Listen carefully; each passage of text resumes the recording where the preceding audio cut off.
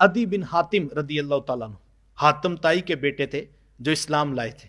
انہوں نے عرض کیا حضور مجھے یہ بات سمجھ نہیں آئی، جو کچھ اسلام نے عیسائیت کا تعارف کروایا واقعی ایسے ہی چیزیں تھیں، لیکن یہ جو آیت کہتی ہے کہ راہبوں کو، پادریوں کو، اپنے مذہبی لوگوں کو وہ خدا سمجھتے تھے، یہ میری بات سمجھ میں نہیں آتی۔ ایسا نہیں تھا، ہم خدا نہیں سمجھتے تھے۔ عیسیٰ ابن مریم کے بارے میں انہوں نے اعتراض نہیں کیا، یعنی وہ جانتے تھے کہ عیسائیوں میں ایسے لوگ ہیں جو عیسیٰ ابن مریم کو خدا سمجھتے ہیں، لیکن کہا حضور یہ بات جو قرآن نے کہی یہ میری سمجھ میں نہیں آئی، جبکہ میں عیسائیت سے رجوع کیا ہے اور میں اسلام قبول کیا ہے۔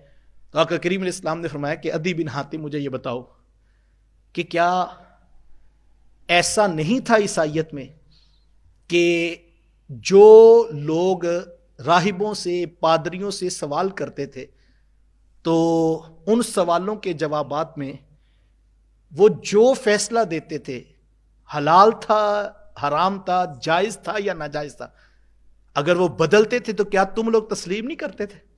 یعنی جو اللہ نے حلال کیا اس کو اگر کوئی راہب حرام کہتا تھا تو تم قبول کر لیتے تھے نا؟ انہوں نے کہا ہاں حضور یہ تو تھا۔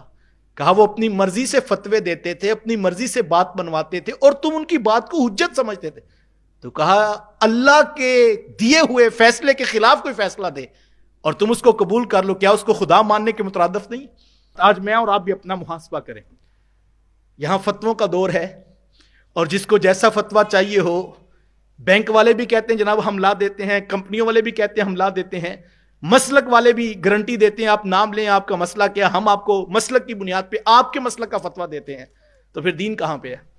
جس کا جتنا زور چلتا ہے وہ اتنا زوردار فتویٰ دیتا ہے اور دین کو بگاڑ کے رکھ دیتا ہے۔ تو ہمیں یہ سوچنا چاہیے احکام اللہ کے ہیں، احکام اللہ کے رسول کے ہیں۔ میری اور آپ کی مرضی سے اگر فتوے جو ہے وہ امت پر لگا دیے جائیں تو پھر کیا حال مچتا ہے۔